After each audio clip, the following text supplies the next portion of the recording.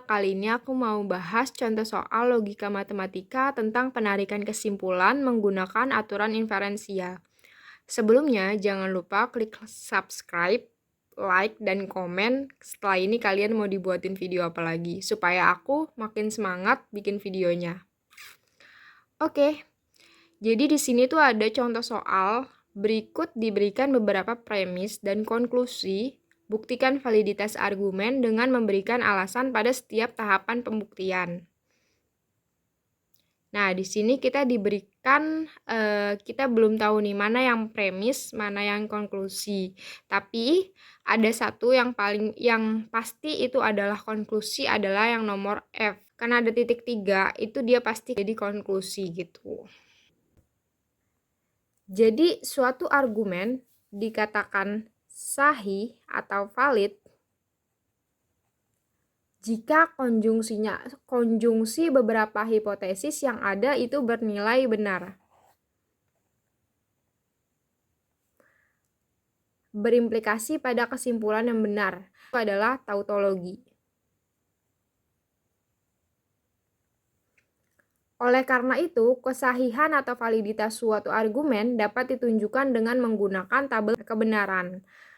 Yang misalnya ada yang misalnya kita disuruh nyari ini negasi P atau Q, maka R itu nanti kita cari satu-satu. P, terus negasi P, terus Q, terus R. Nah, terus nanti kita cari lagi satu-satu.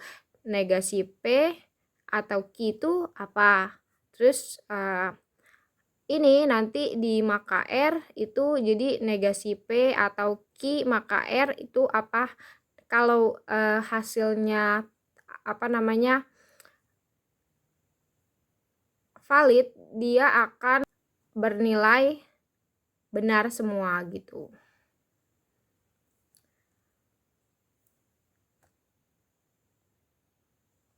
Nah, selain menggunakan tabel kebenaran, bisa juga menggunakan hukum kesetaraan logika ataupun dengan aturan inferensia. Aturan inferensia itu seperti apa sih? Aturan inferensia itu seperti modus ponen, modus tolen, dan aturan silogisme. Pada jawaban ini, jadi pada soal yang diberikan ini, kita akan menggunakan aturan inferensia untuk menjawab soal tersebut. Nah, menurut buku Susana SEP, yang cover bukunya seperti ini, itu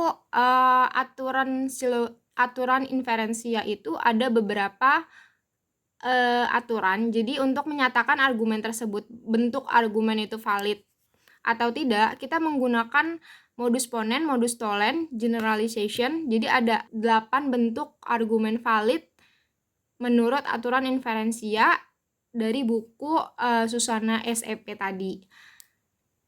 Caranya gimana?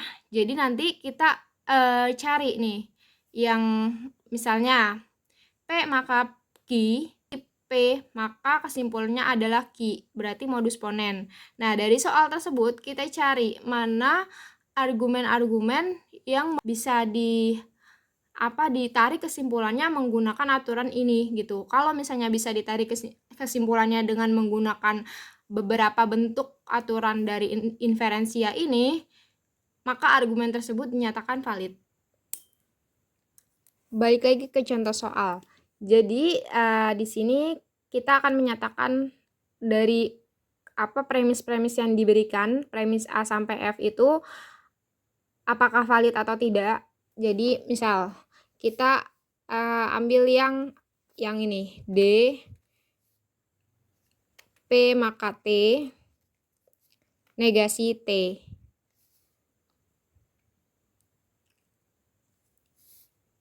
Kalau kayak gini kan bentuknya adalah dari tabel dari aturan inferensia menurut buku Susana SEP itu tadi, itu merupakan bentuk apa gitu. Nah, kalau dari buku tersebut ini merupakan bentuk modus tolen, di mana hasil kesimpulannya adalah negasi P. Kita tulis di sini modus tolen. Berarti kedua ini adalah premis.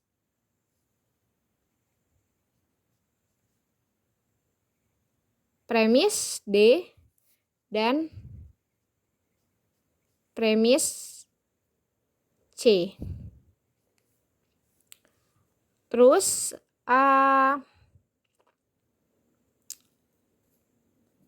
sorry, ini nomor 1 ya, bukan D, bukan ya.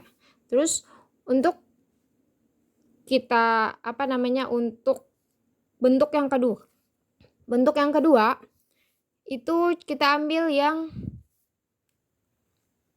bisa, ini kesimpulan ini bisa kita tarik menjadi premis lagi, negasi P. Jadi untuk menyatakan salah satu argumen ini valid atau tidak, kita bisa menggunakan konklusi yang sudah dicari gitu. Negasi P, misal kita mau pakai, kalau misalnya pakai bentuk yang, kalau dipasangin sama bentuk yang negasi P atau Q itu jadinya bentuk dari generalization gitu. Oke, negasi P atau Q. Ini generalization. Kita tulis di sini konklusi pertama.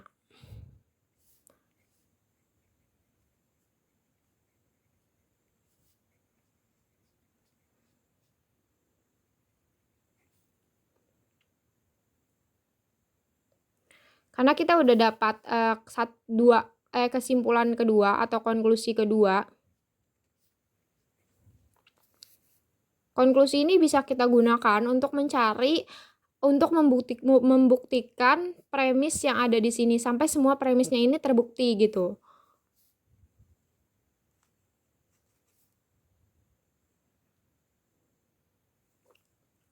Misal negasi, berarti kita terus mau cari yang ini. Negasi P atau Q, maka R. Premis A. Bentuk dari premis A ini bisa dijadikan kesimpulan apa gitu. Coba kita pasangin dengan konklusi yang kedua, coba ya. Negasi P atau Q, konklusi kedua, maka menjadi R. Ini merupakan bentuk validitas argumen modus ponen.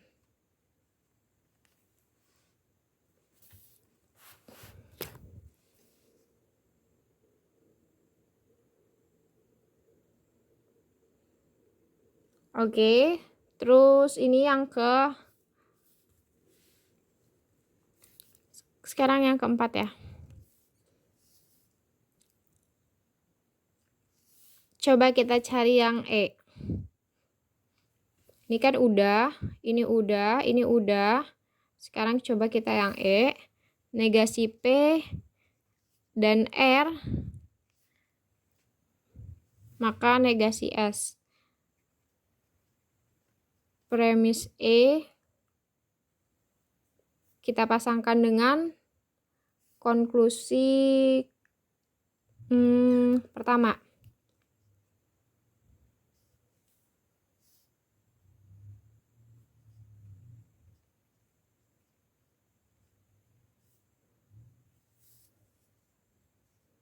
Terus kita pasangkan lagi dengan konklusi ketiga.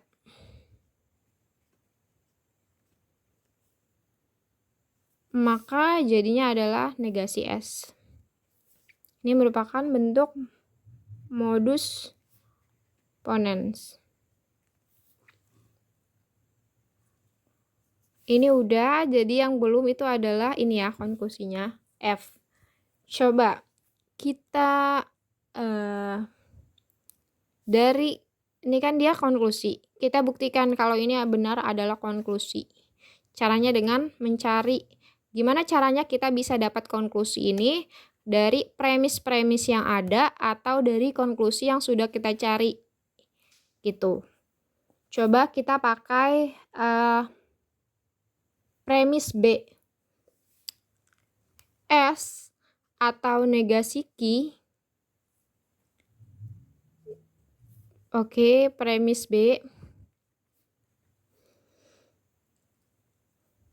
Ini B ya, bukan 6. B. Negasi, coba kita pakai biar jadinya negasi P, itu kita pakai ini konklusi keempat. Kita pakai konklusi keempat.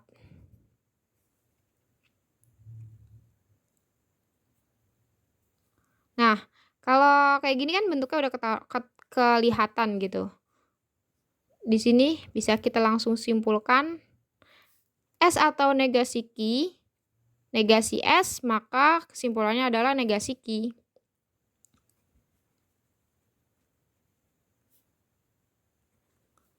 Ini merupakan bentuk penarikan kesimpulan atau bentuk validitas argumen elimination.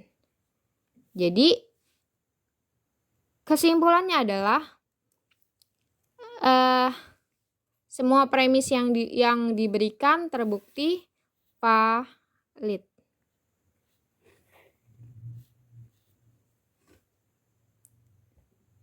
Sekian dan terima kasih. Kalian komen ya di bawah, kalian mau aku bikin video apa lagi, oke? Jangan lupa subscribe. Thank you.